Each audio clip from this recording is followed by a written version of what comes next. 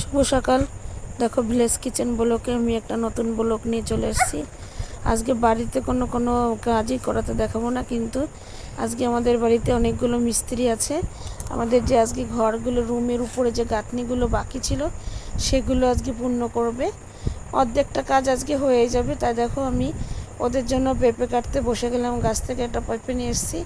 আর এদিক দিয়ে দেখো ওরা কাজ করছে। রাস্তায় যে ইটগুলো ছিল দুজনে ইট বচ্ছে, আর ভেতরে আরও তিনজন আছে, তারা তিনজনেও কাজ করছে। আমিও একটু হেল্প করছিলাম। করতে করতে দেখলাম ওদের কাজের ছুটির সময় হয়ে আসছে প্রায়। তার জন্য তাড়াতাড়ি করে আমি চলে আসলাম গাছ থেকে একটা পেঁপে নিয়ে। পেঁপে পাকা একদমই গাছ পাকা পেঁপে, তাই নিয়ে চলে আসলাম পেঁপে কেটে দেবো বলে ওদের। কারণ কি জানো তো বন্ধুরা, আমার কাছে আম আছে, কিন্তু আম তো একদমই পারতে পারছি না। তা কী খেতে দেবো দুপুরবেলা? চা তো দিতে ভালো লাগছিল না। তার জন্য দেখো আমি একটু পেঁপে কেটে নিলাম। আর দিদি দেখো আমার দুজনে যে ইট বচ্ছিল তার একজন ভেতরে চলে এসে ইটগুলো সাজাচ্ছে।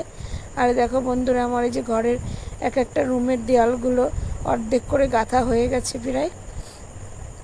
আর মাঝখানে কিছু বাকি আছে, কালকে গাঁথলে হয়তো পরের দিন অল্প কিছু থাকবে, নাও থাকতে পারে, কিন্তু আশা করা যায় কালকে হয়ে যাবে। কালকেও এরাই কাজ করবে। জানোই তো বন্ধুরা, দেখতেই পাচ্ছ যে প্রতিদিনই ঘরের কাজ করি, আর একই জিনিস তো রোজ আর দেখাতে ভালো লাগছে না বলে তাই প্রতিদিন আর ব্লগ দিতে পারছি না, তোমাদের সঙ্গে শেয়ারও করতে পারছি না। কারণ ফটাফট করে রান্না করি, অল্প কিছু রান্না করে নিয়েই চলে আসি এই ঘরের কাজের জন্য। সেজন্য ঠিকঠাক ব্লগ দিতে পারছি না। আর এই দেখো করতে করতে কাজ করতে করতে দেখো বৃষ্টি এসে গেছে। তো এইগুলো দেখো আবার বস্তা দিয়ে ঢেকেও দেওয়া হয়েছে। তো বিকালের আজকে কোনো আর ব্লগই হবে না। এই আজকের ব্লগটা আমি এখানেই শেষ করে দিচ্ছি। তোমরা সবাই ভালো থেকো।